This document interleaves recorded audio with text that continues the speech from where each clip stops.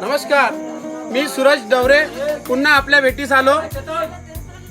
द्वारका बैल उत्सव निमित्त पोळा जो सण आहे, या सणानिमित्त आमच्या पथरोड गावात एक मोठ्या प्रमाणात द्वारका बैल उत्सव साजरा करण्यात येतो। त्या द्वारका बैलसाठी गावातील ठराविक काही मंडळे 8 ते 10 मंडळे या द्वारका बैल उत्सवासाठी सज्ज असतात।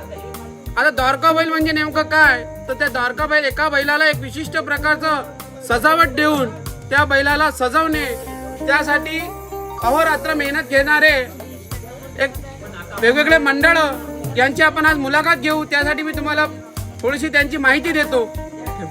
ही द्वारका बैलवरची झूल, या झूल ही कशापासून बनते सांगू शकता? शिंदोई म्हणजे नेमकं काय? हा, त्याची पाणी राहते गाभा अंदरला। हे कुठून आणले तुम्ही? आम्ही आणले कोणत्या गावावरून आणले तुम्ही? कौंडण्यपूर। बापरे, हे लहान लहान मुलं पण सुद्धा यासाठी कामात मग्न झालेले आहेत। यांना काय म्हणतात? तोळा म्हणतात याला, तोळा। हे कशाला लावतात? झुलीसाठी वापरले जाते। आरसा या हा कशावर लावतात? बैलावर। कामात मग्न असलेले मुलं मंडळ झूल सजवण्यासाठी लागत असलेला पेपर, या फांद्या काय म्हणतात, त्याला बाशिंग असे म्हणतात। हे बैलाच्या डोक्यावर सजवल्या जाते। या शिंदोळीची पानोली याचे खास मान असते। यामध्ये अशा प्रकारे सजावट केली जाते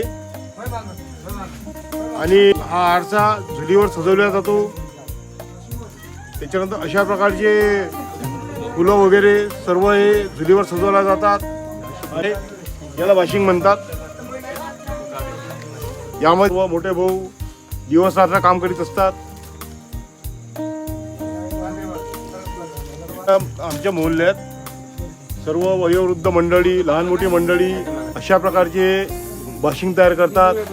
त्यात आमचे मामाजी वगैरे सर्व लहान भावांचे खूपच योगदान आहे। सर्व लहान मंडळी यांचे योगदान, आमचे लहान भाऊ मोठे भाऊ सर्वांचे योगदान असते त्याच्यात। त्यानंतर यावर्षी मात्र जवळपास 2-3 दिवस काम करतात आणि आज बिलकुल या द्वारकेचा जो आम्ही नंदी बैल जो काढतो त्याला खूप मेहनत लागते,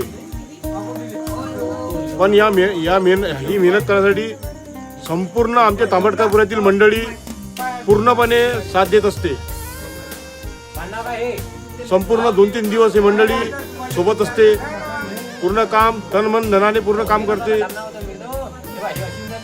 आणि आम्ही जेव्हा हा नंदी बैल काढतो झेंडा चौक, म्हणजे इथून आपल्या मोहल्ल्यातून जाऊन झेंडा चौकमध्ये पूजा अर्चा झाल्यानंतर तर संपूर्ण म्हणजे गावात लोक त्याची पूजा करतात आणि नंतर मग आम्ही 10-10:30 पर्यंत आम्ही घरी परत येतो।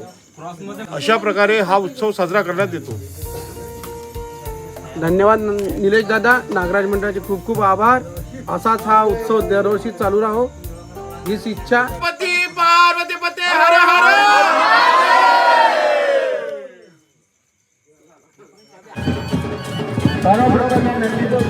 या ठिकाणी होणार आहे।